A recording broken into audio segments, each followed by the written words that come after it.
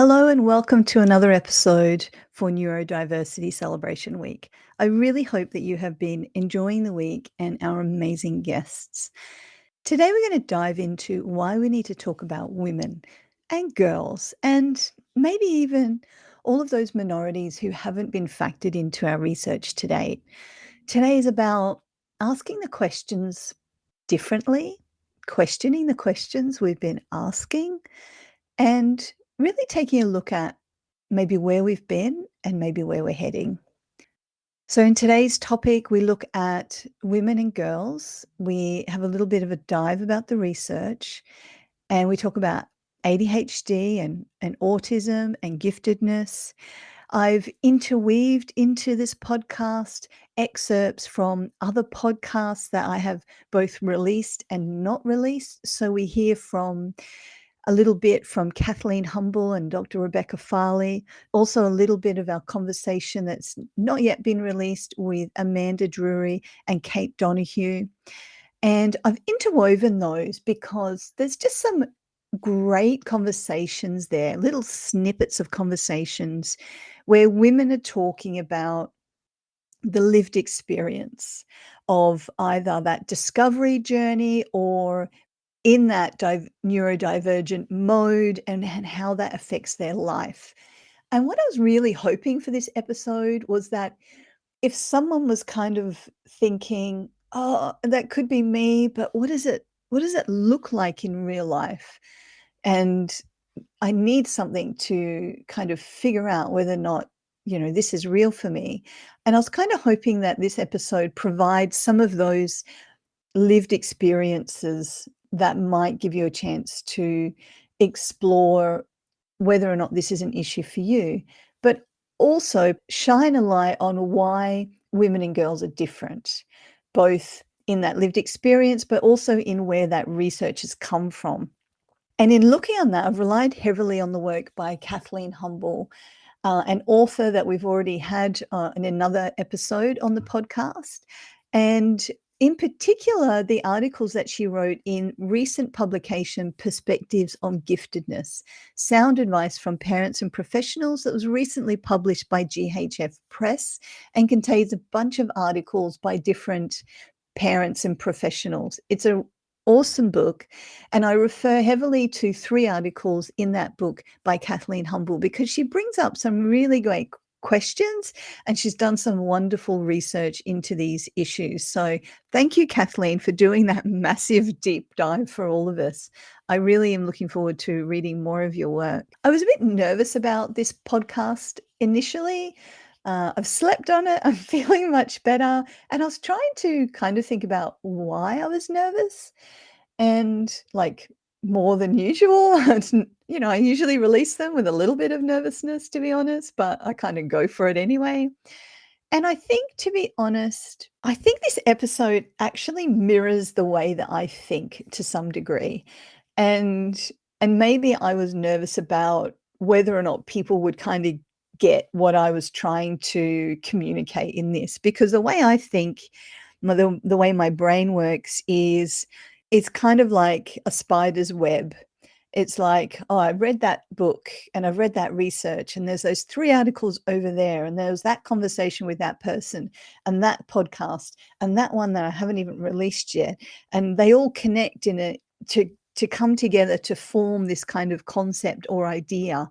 And that's just kind of how my brain works, connecting all these different things that might otherwise seem unrelated or just not connected. And so I hope today wanting to dive into is why we need to look not just at women and girls, but in all those sort of minority groups. And I was remiss in the podcast not to also include gender and sexuality identities within that short list that I referred to a few times, because within this kind of neurodivergent space, we're understanding that what has been largely excluded over time is people from different cultures, poor people.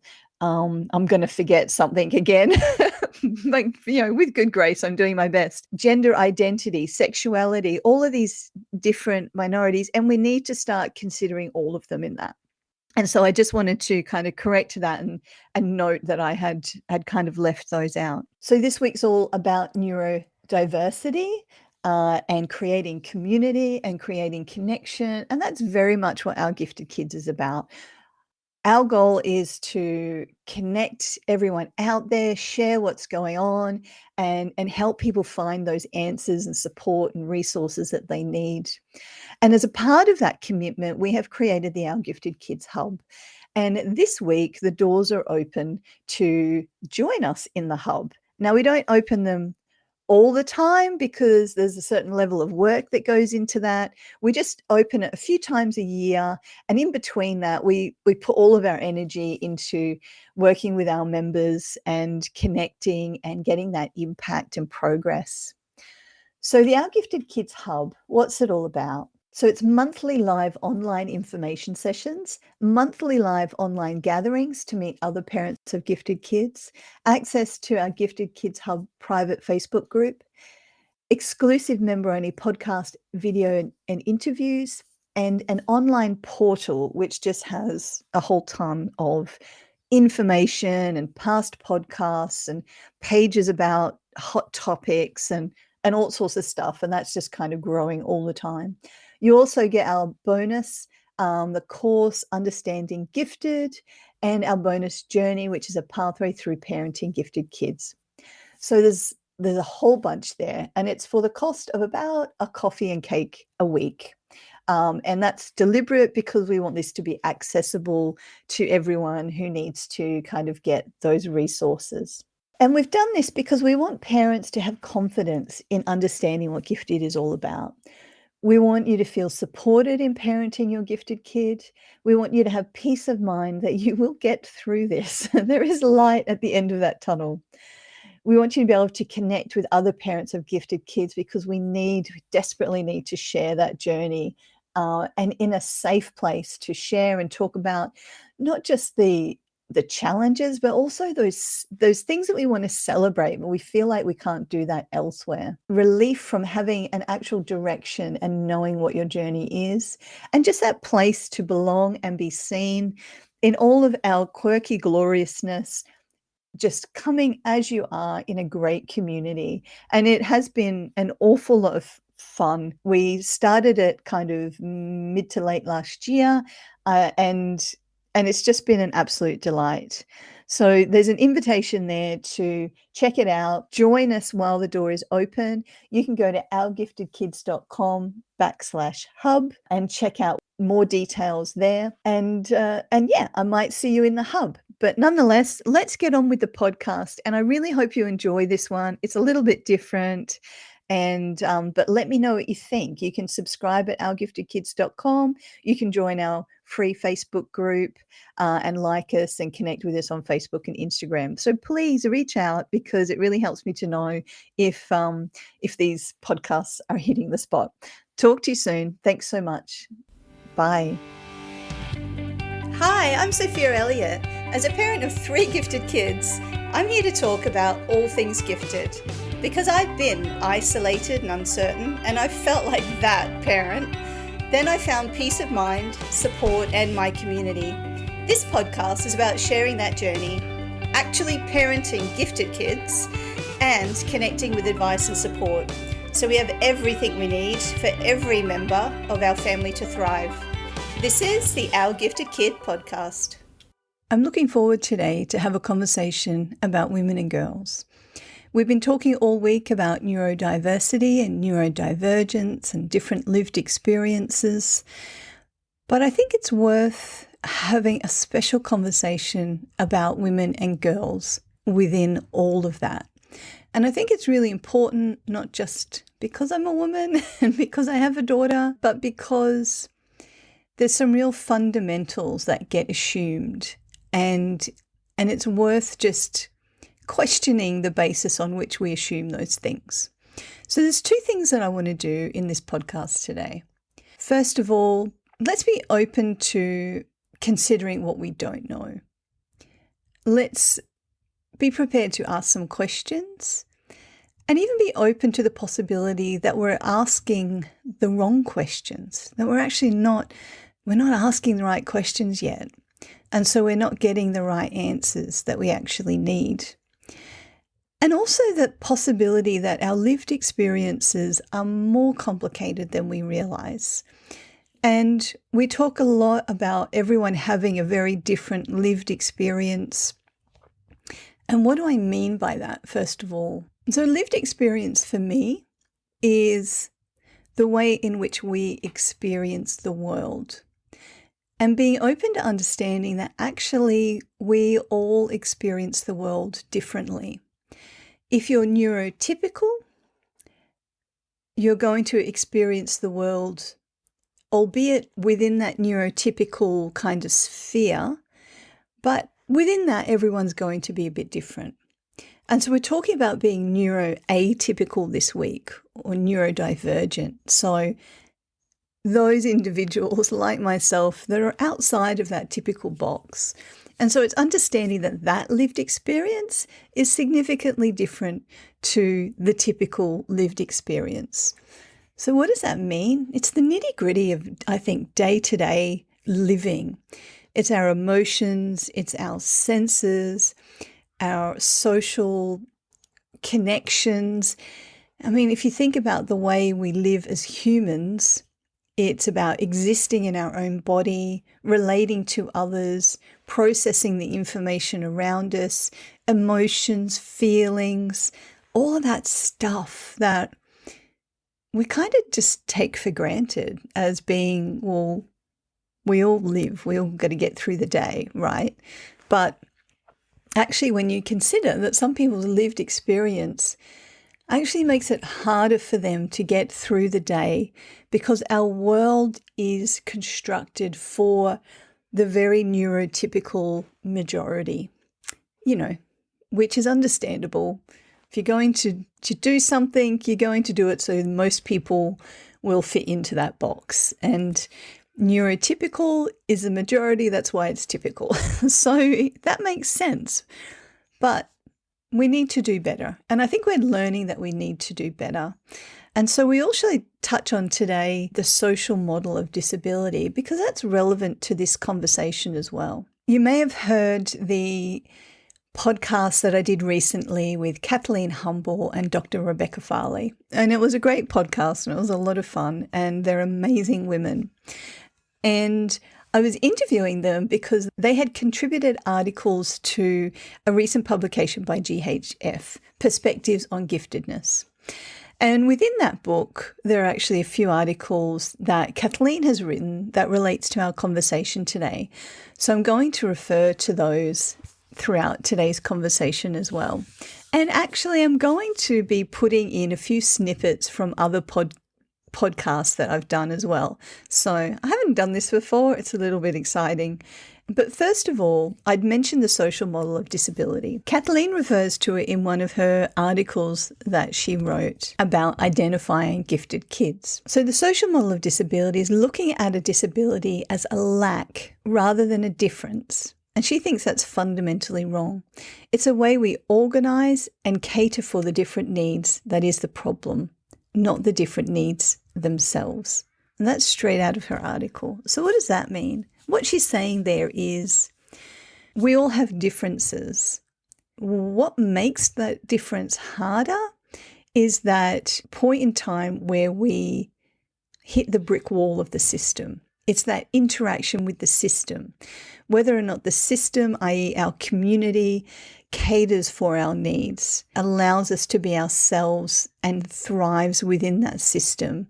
That is actually the problem, not the difference itself. Kathleen also talks about research by Natalie Rimlinger from ANU, who's in her research found the actual experience of raising a gifted child with or without disabilities was similar in stress level to that of raising a disabled child who is not gifted. So she says this drives home an important point.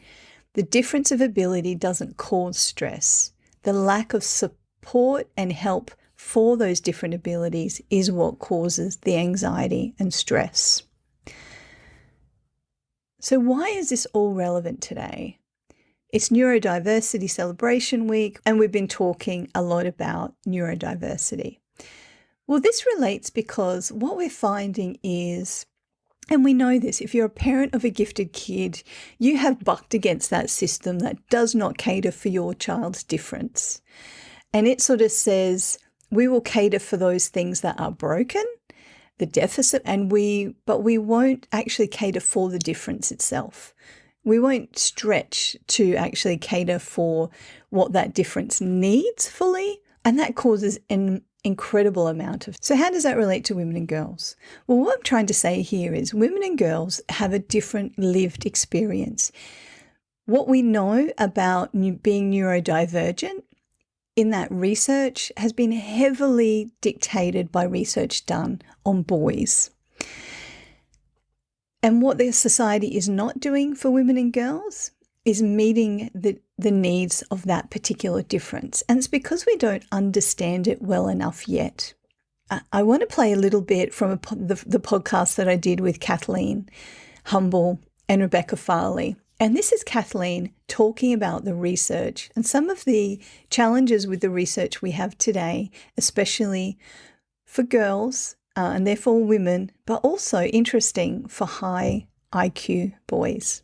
Let's listen to that now. It can be really, really tough because the characteristics, even within that cutting edge stuff, they found that some of the kids that were gifted and autistic didn't show up on the tests that are the gold standard, and vice versa. So some of them that were just gifted came out as autistic when they weren't. So that was a real problem with the autism stuff. But there's another thing that is a major problem with autism and ADHD research, and that's the absence of girls and women. So at the moment, we have, I think autism has a 3-to-1 ratio, 3 times as many boys diagnosed as girls. And when you actually have a look at that, the actual average IQ of the girls is lower, which led them to realize that what was actually happening was that they were missing the average and high IQ girls with autism diagnosis, and the same with ADHD, and because they present differently. So autistic girls are, for instance, better at masking and appearing neurotypical, better at learning scripts. And of course, the smarter you are, and the more passions you have, the better you are at creating those little scripts that you can go, okay, in this situation, I can do this, and then this situation I'll say this, and in this situation I'll say that, and you've got the little scripts in your head, and because you're incredibly bright, you're able to cope a little bit better with the upsets. The things don't go to plan because you're spending more time obsessing about the way things can go wrong. And unfortunately, though that sounds just fine, the problem is masking actually has in the long term very bad mental health issues associated with it, which I didn't talk about in the articles. But yeah, they found that autistic people who mask end up with worse mental health outcomes in their lifetimes than those who don't. And I think similar for ADHD. The really interesting thing for me with the ADHD one was that gifted children with ADHD don't have below average working memory deficits, which is one of the hallmarks of the ADHD diagnosis. They got less than many of their other scores on an IQ test, but the working memory isn't necessarily a negative. But because their brains are wanting to do so much work, they can't keep up with remembering how to do things compared to where their brain wants to go. So it's very frustrating. Sorry, I'm just rambling, but yeah, I was thinking the other bit that was worth talking about is that for boys who have a high IQ, their actual presentation matches that for girls in the research they've done. So when we actually have a look and we go, well, ADHD is average or below average represented in high IQ kids, we go, is that right?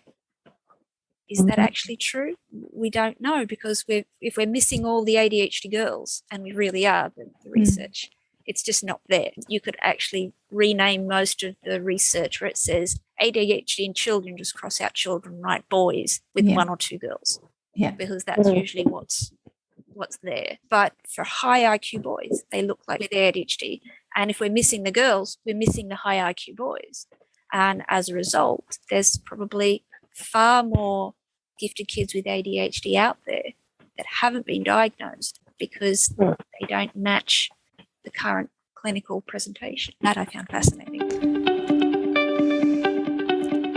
So that's really interesting. And it's really important, as Kathleen says, that we consider actually the research that we have in these different areas of neurodivergence, ADHD and ASD here, and giftedness as a great example. Who are we researching? And consistently, as Kathleen has found, it comes back to us that actually we're getting very stuck on identifying and researching boys because they have stood out and externalized these things, and instead girls tend to internalize these things. Kathleen actually also wrote an article on this in Perceptions of Gifted called Most Gifted Children Have Never Been Studied, which is really interesting. And in that, she notes that there was some research done in Broward County. And what they were looking at is whether or not teachers were actually good at spotting gifted kids. And interestingly, what they found was they were about half right. About 50% of those kids that they selected were found to be gifted. So then they looked at the kids that the teachers weren't selecting. And that is actually where the researchers came across something really interesting. Of those kids that the teachers didn't choose, the results in that particular study showed that teachers had only found about 40% of the gifted children, or 4 in every 10. So who were they leaving out? Interestingly, it was Black kids, poor kids, disabled kids, kids whose first language isn't English. So Kathleen says this point is worth emphasising. When teachers looked at these kids, they saw disadvantage, not potential. And these disadvantaged kids were never chosen for gifted programs. She goes on to say, almost none of the research on giftedness, beginning with the very first study of Tarmin, starts with an IQ test of an entire population. It starts with teachers picking out who to test. That means almost every test out there on giftedness and how awesome it is starts with eliminating the majority of children who are disadvantaged. They're poor, they're a member of a minority group, they don't speak the same language as their teachers, or they're disabled. And of course, what we're finding now, and what this shows, is an absence in girls in that research as well. Kathleen goes on to say there's a massive hole in the research. It's not that they're wrong, it's just that they may be more limited than we previously thought. Hence, our knowledge of gifted children is also lacking, primarily as a result of those who have been studied. The one thing we can say for sure is that white middle-class boys with educated parents do better if they're also identified as gifted. There has been other studies done, of course, since then. For example, a paper on a culturally responsive, equity-based Bill of Rights for gifted students of colour. And Kathleen refers to this. She says there's finally been some focus on this much neglected area. This has spurred work looking at Black gifted rural students, teacher equity training with a focus on giftedness, and where the barriers exist for gifted kids from minority backgrounds being included in gifted programs. So for me, that says we still have a lot to learn, especially about children who are coming from different cultural backgrounds, speak a different first language, are disabled, or just simply poor. Kathleen also touched on, though, a really serious issue about mental health. Kathleen talks about the impact on those people with autism who mask throughout their lives. And this is typically girls, although as Kathleen identified there, we also seem to be missing high IQ boys in this research as well. because they present similarly to girls. And in research I've read, this whole idea of boys and girls is actually in itself inaccurate. We keep taking these gendered approaches to identification and stereotype. But actually, if we start to think of them not as gendered stereotypes, but just as different ways of presenting. And so you could be a boy or a girl, and you might present as what we would consider stereotypical autistic, or what we have come to consider as a female presentation. But actually, it's not just female, it is just a different presentation of autism. So that in itself is worth knowing and understanding, because it also means that there's boys out there being missed. So there's boys and girls who then end up spending a lifetime masking and paying a huge toll later in life in terms of their physical and mental health. And I have an excerpt here from a podcast that I have not released yet, where I talked to Kate Donahue from Dynamic Parenting and Amy Drury from Gifted 2E Support, who have both been previous guests of mine. And we're actually talking about our own experiences, lived experiences of being identified as neurodivergent as adults. And of course, we touch on the impacts of mental health in that conversation as well. So let's have a listen to that.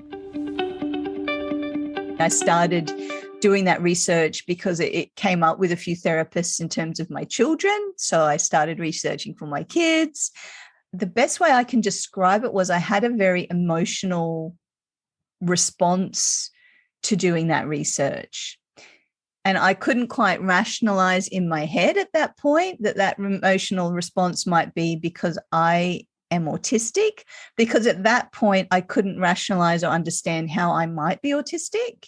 And it took a lot more digging and understanding to understand how autism kind of manifests and expresses in, particularly adult, and to find things that resonated with me and go, yeah, okay, I am that person. Maybe not the stereotype that I had in my head at the beginning of this journey, but now that I've dug deep for months, I totally resonate with that person that I've read about or listened to.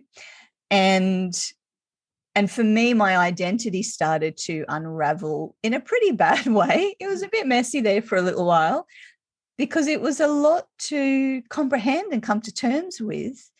And then I went through a good few months of an assessment process where I did lots of various types of assessment tools with my psychologist, including cognitive, because I felt in understanding my autism and how that expresses, that it helped to understand where I was in terms of giftedness, because obviously my kids are gifted. And so we did that assessment as well, and that came out as highly gifted. But it took months of processing, and it was a really pretty full-on kind of journey. And I think what I keep coming back to was, in the early days, it was a very physical, emotional response rather than me thinking that I was autistic. It resonated with me somewhere far deeper and very unsettled me. And I couldn't actually rationalize it initially. And so I think in terms of understanding autism in girls, in women, in that late diagnosis, I think it's really helpful to understand that it's really not the stereotype. And having gone through that assessment, I can actually look back at myself as a kid and go, yeah, I totally was. I spent my primary years in the library, being a library monitor, reading all the books, not actually playing the games with kids, but like dishing out the games, it's just classic. So, and I get that now. And so, as Kate said before, now the focus is on, what does that mean for me on a day-to-day basis? How do I start to fill my cup? Because it got very, very empty, like Amanda was saying. I've been there somewhat recently. I hit that wall, and like Kate was saying, rebuilding in kind of a new identity even, and trying to meet my needs. And it's actually given me this amazing narrative and language to understand my kids. and start to talk to them. So that's kind of me in a nutshell. Who wants to go next? I will. I wanted to mention what started my journey really happened nearly 10 years ago. GT CASA. I joined GT CASA, Gifted and Talented Association of South Australia, when my son was diagnosed as gifted. At that time, we didn't know he was twice exceptional. We didn't even know what twice exceptionality was. We barely knew what giftedness was, actually, even though I was a teacher. But I wanted to find out everything I could about it. So I joined GT CASA. I also did Googling, as you do, to find out everything I could about giftedness. And when I was doing the reading about the gifted stuff, a lot of it sat with me. But at the same time, I'm like, nah, I can't be gifted. I'm too dumb. And seriously, I thought I was dumb for many, many years. And when I married my husband 20 years ago, almost 20 years ago, he's very gifted, highly gifted. He made me feel even dumber, actually. But anyway, moving along, this is what ADHD people do. They're always going on tangents. But at GT CASA, I became part of the committee there. And then Kate says at one of the committee meetings, oh, I'm starting this group for GLD parents with GLD kids, gifted with learning disabilities. It's another name that twice exceptionality is known as, and wondered if anyone was interested in joining me. So I said, yes, please, because giftedness, the label giftedness, didn't quite fit on its own for either my son or myself, and I wanted to find out more. At the time, Amy was only a little baby. She was probably 1 or 2, 3 maybe, 2, I think. So I didn't know anything much about Amy at that point. And we had our first meeting at the Sterling Library, and that's when I first found out about what twice exceptionality was all about, really.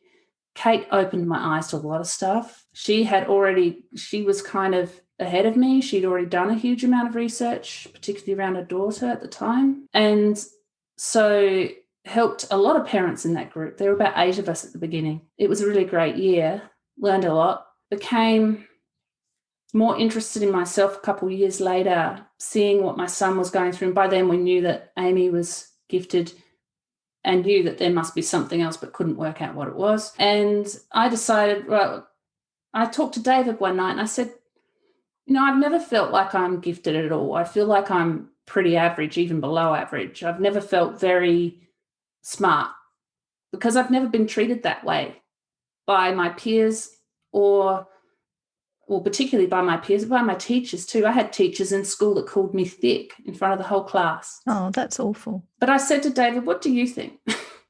He said, I've always thought you're really smart.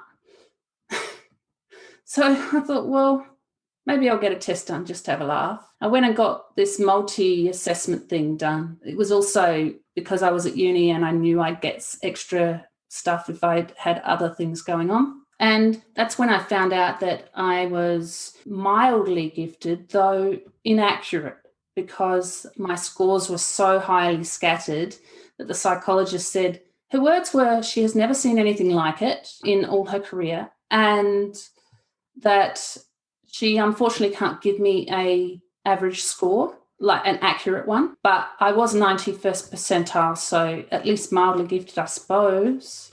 But you can't say for sure because the scores were so scattered. To give you an example, my processing score was 8th percentile, but my short-term memory was 99 percentile. Your working memory, that's amazing. Yeah, They're a huge... When she looked at that, she's like, that never happens. Normally they're at one end or the other together, not... Mm-hmm.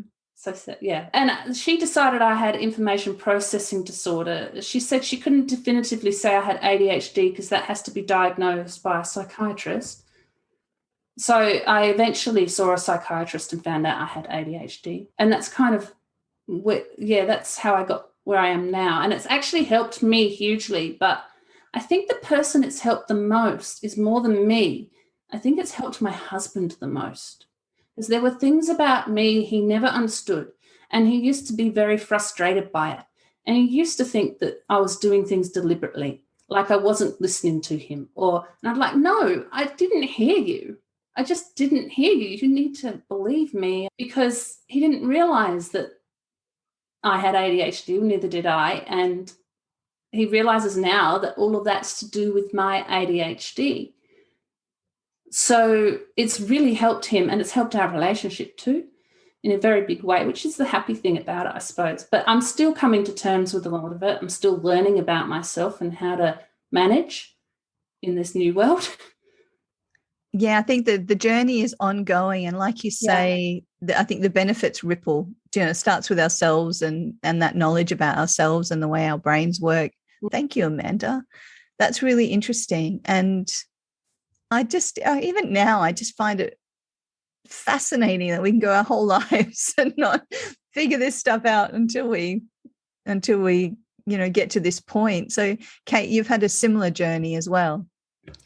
Yes, and you've brought up identity a few times, so I'd like to talk about that because there are so many aspects of this journey that we go on, and I think identity is a really good one to talk about. Yeah. So I grew up in a small rural country town, and my mum said to me as an adult, I always would go to bookstores because they didn't have Google then, and try and find a book that might explain you. I love that. We're still looking for those books. Yes, she never did find the book. So she thought that I might have a hearing problem. So she took me to an audiologist. My hearing was fine. He suggested I go to a psych and look at the learning disabilities. So we did that process. So at 7, I got diagnosed as dyslexic. And that was the only diagnosis I had until I was 37. So all of my life, I thought that all of the things that were going on for me which caused me to experience my world differently were due to my dyslexia. So I found that really empowering to know that it wasn't that I was dumb because I couldn't spell or process in the same way. So it was really protective for me. So people will be like, you can't spell that, are you stupid or something? And I'd be like, no, I'm dyslexic. There's a difference. My intelligence is fine. So it really was protective for me. So a lot of people ask me about, do we tell our child? Should we get diagnosed? You know what? If you do it different and noticing that they're different, like some children don't notice and they're happy, they're content, then it's your choice. That's a different discussion. But most of our gifted kids are gonna know, and they're gonna know when they're 2 or 3. Often they're really young when they know, a lot younger than neurotypical people. So my experience is that it was empowering. And the psych always said to me, you can do whatever you want to do, Kate, but you are going to have to work harder in these areas. So these are hard for you. Work on them. This is where your strengths are. You're great. You can do many, many things. So it wasn't limiting, but damn, it was frustrating because I was like having the brake and the accelerator on at the same time. I knew what I wanted my brain to do. There was all this information in there and I couldn't get it out. So I went through school not getting my curiosity and intellectual needs met, but I got through okay. But relationships, on the other hand, were a whole different ballgame. They were complicated. So I was fairly passive, I guess, throughout my schooling years. I didn't really thrive, I guess, socially, but I also didn't stand out and have major issues. So I was really much that standard kind of autistic child who masks and flows and fits. But there's sort of a corrosion to yourself and who you are when you live that life. So when I grew up and there's a point where I kind of went, hold on, who am I? What do I like? What do I want to do? Like I had spent all of my growing up years, all of my childhood, all of my teen years, just trying to not get found out that I was different. And I didn't really know that I was doing this. Often they call it masking, but it's not a mask. You can't just put it on and take it off. It's sort of etched into your nervous system and your identity and your concept of self and who you think you are as a person. It's real to you. It's not just take off the mask and be your natural neurodivergent self. It is intertwined. It is locked in, and it is a journey. And it is sometimes painful to actually go, hold on, I'm actually autistic. And that's why this whole history of things happened. And we get to look back over our responses, our reactions, our choices, our interactions, our relationships, and the way we have grown into the person that we are. And then we actually have to go back to the truth as we mature, we go, hold on, who am I? And who do I want to be in this life? I've only got one life. And I am an autistic person in a neurotypical world. And how do I want to navigate that? And how can I navigate that? In the beginning, it was like, how can I actually navigate this? And not be sort of assaulted by the world and have these bombardments of, pressure, and whether it's how to be at work, how to be socially, how to be as a parent, how to hold myself well when I feel like I just need to shut the world out because it's too damn bright and loud and noisy. And now I'm at a point where I've kind of worked that stuff out for myself. And that comes down to knowing myself really well, my needs. What are my foundational core parts of me that I need to meet? So what is it like to actually be neurodivergent? What is the actual lived experience? And I think this is the crux of my whole week of podcasts this week. A friend of mine said last year, how do I know if I don't know what other people's lived experiences is? And when I went through that process of discovering myself, going online and finding actual lived experience was core to me untangling that web and figuring that out for myself. And since then, even as every day almost, I think of things from my childhood and my past that are just like classic autistic.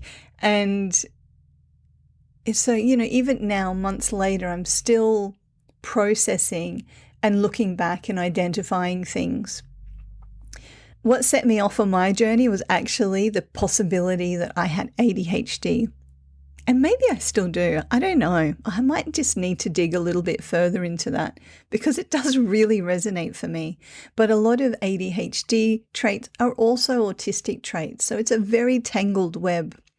And in this excerpt that I'm going to play next, I have an excerpt from the podcast that I did with Kathleen Humble and Dr. Rebecca Farley. And we're just talking about our own lived experiences of being ADHD and autistic and some of the quirks that go along with that. I will always credit going backpacking at age 29 for learning how to small talk. I went by myself and I went through China, Mongolia, Russia and Europe and ended up in the UK, and I had to learn how to talk to people. And I just learned a script. I learned, if I say these things, people just talk, and then I'll just ask this and prompt that and share this. And it was basically the same conversation I had from one side of the planet to the other. And it was just, and it was just something that I learned and practiced during that time and then was able to carry forward. But it never occurred to me that everyone else didn't do that as well. That wasn't just, that was part of my quirk. I just assumed, I don't know. Didn't really think about what everyone did, or just thought I was an introvert, On a similar topic for my ADHD, I didn't realize everyone else could remember names. So I spent until I was diagnosed in my 30s after my daughter was diagnosed. And yes, so many of the characteristics that they were saying, well, this is ADHD. I'm saying, no, that's normal. Yeah. And it wasn't. And then when I had a look at it, it's like, ADHD people struggle with remembering names. So when you're introduced to someone, you say, hi, nice to meet you. My name is Rachel. Oh, nice to meet you, Rachel. 3 minutes later, I've forgotten their name.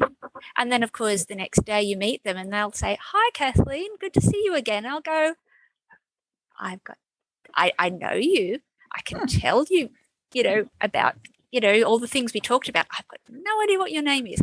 Hi, lovely to meet you. How's, so I spent years developing ways around not saying someone's name. I found that after about the 5th time you asked someone's name, they'd assumed that you didn't actually care about them. And it was even worse when they were a good friend and you've forgotten their name. And because it was years ago, it got more and more awkward to ask their name as the years went on. and you're like, I know you. You're a good friend. I know everything about you. I've got no idea what your name is. And it's one of the wonderful things about social media is names are there in the photo. So I can go, that's so on here. It's like, that's Rebecca. Oh, that's Sophia. I don't have to remember anymore. Yeah. And that was a massive advantage for me. But it was something that everyone else just seemed to intuitively do. It never occurred to me that was a disability or that's something that was not intuitive for other people. I can do people's names. That's one of my mutant powers, drives my husband insane. But if I need lists to remember what I've got to do and where I've got to do it. And I mean, Andrew and I moved in together at 23, and I was 23, and he was making fun of me because I always had lists. I need a list of this and this. And that was the thing. I just thought I was being very well organized, and I didn't really realize, actually, if you took away my lists, I would have been stuck in the middle of the living room, not knowing what to do, probably would watch TV for the rest of the day. Because I, as Kathleen, I developed this thing that allowed me to function. And it was, I always, if you go through my bag right now, you'll find 4 or 5 different lists with other notes written on the side of them. I used to write on my arm when I was a child. My dad used to go, you know, have some dignity. Don't be writing on yourself. But I knew I couldn't lose that list. I'm laughing because I'm like, I'm resonating with both of you. I'm like terrible with names and faces. And I'm dead with our list. Like, absolutely. I'm like, what? Everyone doesn't do this? Yeah, exactly. And I've got a sister who's now 51. And she is just starting to use app lists with her husband because they can share the load that way. But she didn't used to need a list to tell her what to do every single day. She never had that to function. She just knew you get up and you have a shower and then you got dressed and you have breakfast and then you go to work. And at lunchtime, you pop over to the chemist and get the paracetamol that you run out of. She just did it. Whereas if I didn't have all that written down, I'd be dashing out the door late with my shirt on backwards. Which I spent 30 years doing. Yeah. I have buzzy things on my phone. Oh, yes. Buzzy things tell me that now is the time to do the thing. Yes. And if the buzzy doesn't go, it doesn't happen. So I've missed expensive appointments, very expensive appointments, because the buzzy didn't go. And so I've had to learn ways around my own thing. But I'm asynchronous as well. There's stuff that sticks in there that no one else can do. There's some things that I can do that other people find tricky. Like, I actually love reading science papers. So, and I know a lot of people, even researchers, find that really difficult, but I love digging into that, and I can just hold it in here, but not everyone can. But it's that asynchronous thing of these things are easy, these things are hard, but they're not the same as what the average neurotypical non-gifted person can do. They're literally the inverse. I don't want to read scientific papers, but give me some critical theory, some French discourse analysis, and I'm a happy kid, you know. But ask me to clean my living room or clean my desk. Oh my goodness. My husband is coaching me through 10 minutes a day on your desk, Beck, 10 minutes a day on your desk, because my desk is the most frightening thing in the house. And some days I can do that 10 minutes, and some days I kind of hover around the doorway to the study and decide even cleaning the living room floor would be better than this. I just can't pick up a pile of papers and go, these things need to be filed. I shall now file them. That's hard. Yeah. Much rather sit there and read a deep critical theoretical analysis of power structures. So I don't know if any of those examples resonated for you, but I think it highlights both the similarities and the differences that we all have. Fundamentally, neurotypical or neuroatypical, we all have different strengths and weaknesses. We all express that differently. Even if you have, the same diagnosis or labels as someone else, you're going to be individual in how you present that to the world and to yourself, your own lived experience. Kathleen also wrote a couple of other articles in Perspectives of Giftedness that I want to touch on as well before we go. She wrote an article on ADHD and an article on autism. First of all, she says there's a problem. In a manner similar to the guidelines for autism, the diagnostic criteria for ADHD were determined using boys of average IQ. That's important because girls with ADHD behave in ways that differ from those exhibited by boys with ADHD. Girls exhibit less hyperactivity, they talk more, and more likely to be inattentive rather than hyperactive. And gifted boys with ADHD can possess the same traits. This alone flags a problem with the rate of ADHD diagnosis in gifted kids. They don't necessarily look like stereotypical boys with ADHD, and for many gifted kids with ADHD, their hyperactivity is in their brain, not their body. So they may never get referred for testing. That's really interesting research that she's done. And it just goes to show how complicated the gifted population is and how much we need to take into account giftedness when we're looking at other diagnoses. And you might be tempted to say, well, if there's so much crossover, why get another diagnosis? And that's a reasonable question. I think what I would say to that is figuring out where the gaps are, and a label can help you with that, means you're better able to find the accommodations that fit.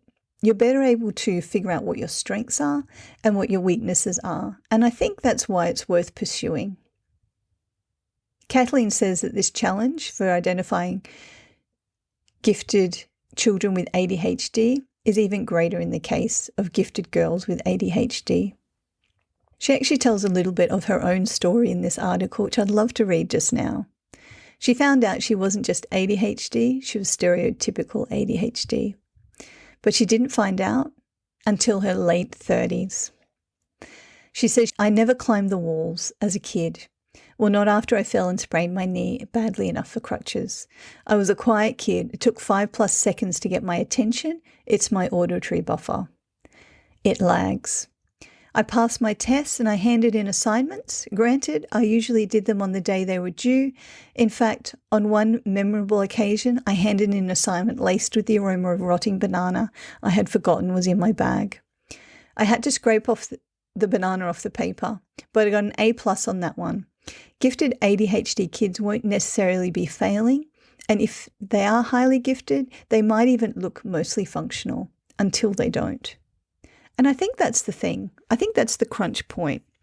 Giftedness allows us to mask and accommodate, and there is a real strength in that until there isn't, until actually we've used up all of our energy and we just can't do it anymore.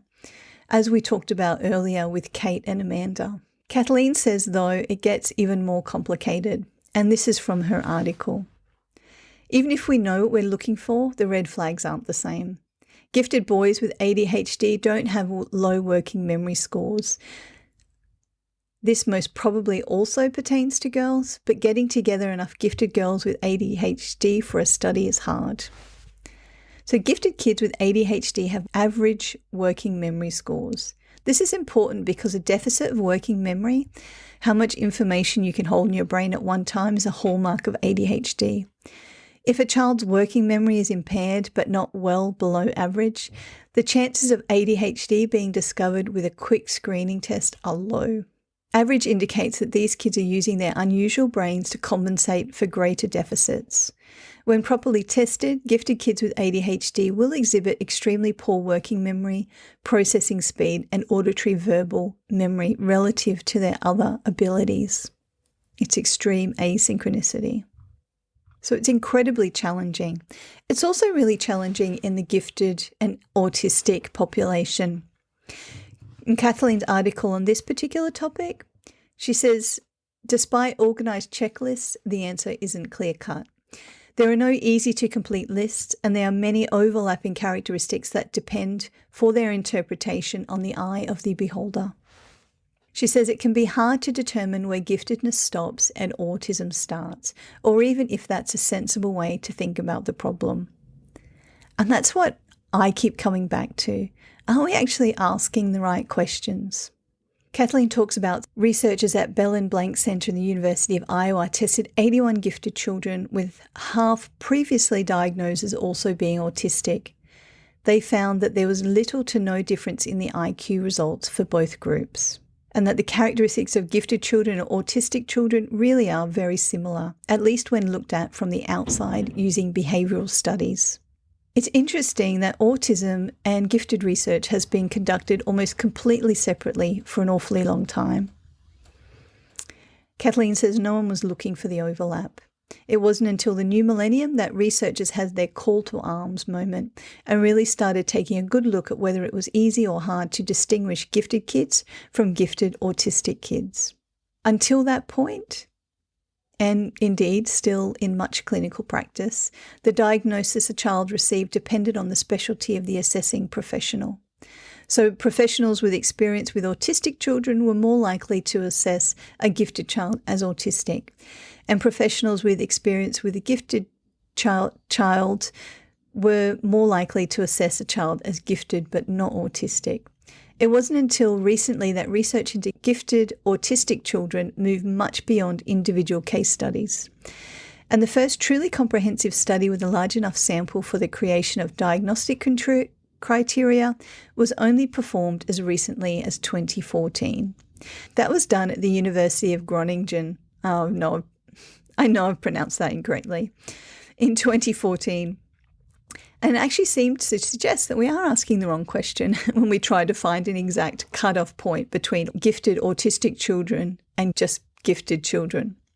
Instead, these researchers recommended a whole child approach that assessed the strengths and weaknesses of each child and developed strategies to help them in their specific area of need.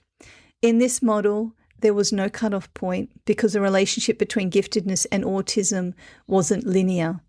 But much like both giftedness and autism, was a spectrum of characteristics that aren't easy to separate. It was called the S&W heuristic.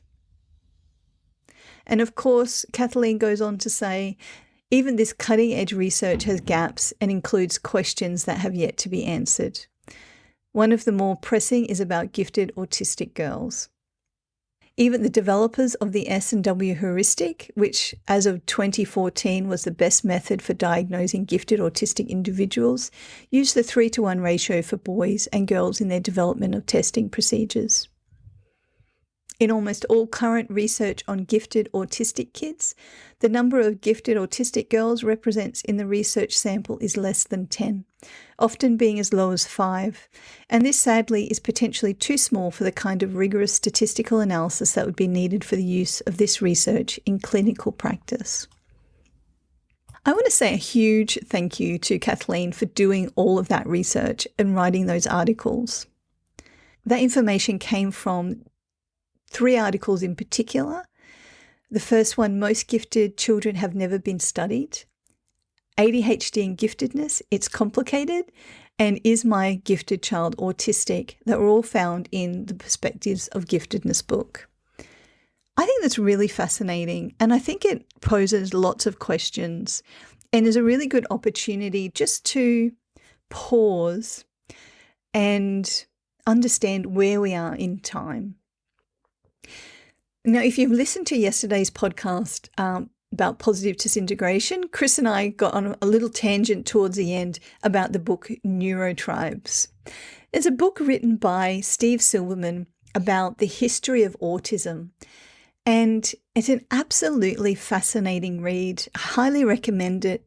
It is a really big book, but it's so good. And I think what I love about it most of all is in looking at this history of autism, first of all, we can see that it's been around. Like, this is nothing new. We can go back into the depths of history and we can find autistic individuals. But more than that, what I think it showed me was where we were at in that journey and where we've come from. And you can see where you've come from and where you're at. Well, you can't help but look forward to wonder where you will eventually be. If we look at the last 100 years and how much our understanding of autism has changed in that time, it's quite phenomenal. And yeah, we're at this point in time where the research is heavily based on a particular demographic, i.e. boys, but we're seeing that now. We have the opportunity now to prioritize research in this area so that we're including girls, but also making sure we're including those other demographics, different cultural backgrounds, how poor you are, any other disabilities as well, taking on all of that complexity and not kind of missing people out. So we've got to ask the question, where is this headed? What I wanted to do today was put a spotlight on the fact that it is complicated. Like, there's nothing easy about this. Women and girls have been largely missed out, and we're just starting to understand in ADHD, in autism, and goodness knows where else, how women and girls are presented differently. But also that it's not just women and girls. There's actually high IQ boys out there who are presenting in the same way, who have been missed as well. But I also wanted to put a spotlight on how we all have these different lived experiences. And it's really important to talk about that because we can get to know ourselves. And I think it is a really important journey of discovery because in getting some of those answers, like I think it was Emma Nicholson in our podcast yesterday, as we're talking about positive disintegration, she actually said that her journey of discovery allowed her to understand why she didn't adult well. She always felt like she wasn't doing this life thing well and she wasn't being a proper adult. And so this journey allows us to understand ourselves, our strengths, but also those areas of weakness where we need more accommodations or understanding, support, strategies and tools. And with that, we can accommodate and thrive. We have that opportunity. But without that, we're inclined just to think we're broken. We're going to feel stuck. We're going to feel like there's a big brick wall around us and there's nothing we can do. It's actually just us and we don't get it. Whatever this adult thing is, whatever this life thing is, it's really hard. So it's obviously me. It's obviously me doing something wrong. And that's a dangerous narrative. First of all, it doesn't help us live our best life, whatever that is going to be. We don't feel good about ourselves if that's how we're feeling, which means we're not going to feel confident. We're not going to feel happy. We're going to be prone to mental health challenges and just not putting ourselves out there in areas where we do have strengths because we just have this undercurrent of being defective. And we're not. No one is. We all have strengths. We all have weaknesses. We all have differences. And it's not the differences that are the problem. It's the interaction with the system, where the system is not supporting the differences. So if we can articulate those differences and gaps accurately, understand ourselves, we can start putting things into place, big things and little things, so that we can all thrive. And I think we have a generation of girls starting to get identified. Hopefully that can also go on to a generation of boys who are gifted getting identified as well.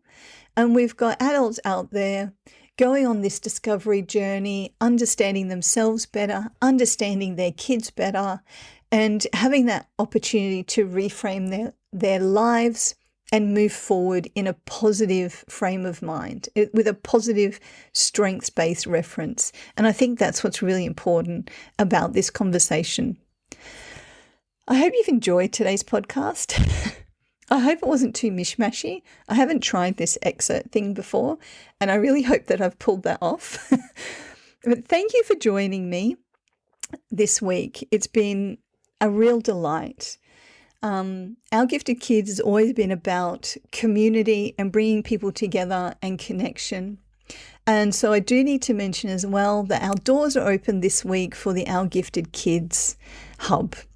Now, what is that exactly? So the Our Gifted Kids Hub is an online community for parents of gifted kids. It's an opportunity to connect and get support, and there's a bunch of resources. It includes monthly live online information sessions, monthly live online gatherings to meet other parents of gifted kids, access to Our Gifted Kids Hub private Facebook group, exclusive member-only podcast and video interviews, and the online portal to more information and resources. Along with that, we also include a bonus course, which is everything you need to know about gifted, and a bonus journey, which is our pathway through parenting gifted kids with our journey to a new normal. So I put all this together because I want to make it easier for parents of gifted kids. It doesn't have to be so hard. We should have confidence in understanding what gifted is all about. We do need support to parent our gifted kid. Peace of mind that we're going to actually get through this journey in one piece. We need to be able to connect with other parents of gifted kids. And we all need that relief from having a direction and knowing what our journey is. We need a safe place to share and talk about our journeys, the ups and the downs. And we need to belong and be seen in a great community. And this is what the Our Gifted Kids Hub is all about. You can find information on our website, ourgiftedkids.com/hub. And the doors are open until Sunday, the 28th of March at midnight. Now, they're not always open. We just open them a couple of times a year. And that's because in between opening them, we just focus on what's going on in the hub, serving our members, making an impact, making that progress together, supporting each other. And we can't do that if we're open all the time. So we close the doors and we get on with the journey. So the doors are open. They'll close Sunday. And you can get more information on our website. So check that out, and I will see you soon. I hope you're enjoying the week. Bye. If you enjoyed this episode and it inspired you in some way, I'd love to hear about your biggest takeaway in the comments. For more episodes, you can subscribe, and to help others find our podcast, please leave a review. You can find show notes and more resources at ourgiftedkids.com. And connect with us on Facebook and Instagram. See you in the same place next week.